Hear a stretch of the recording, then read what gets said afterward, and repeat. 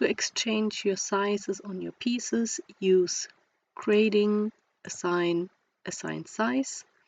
Use the multi-selection to select your pieces.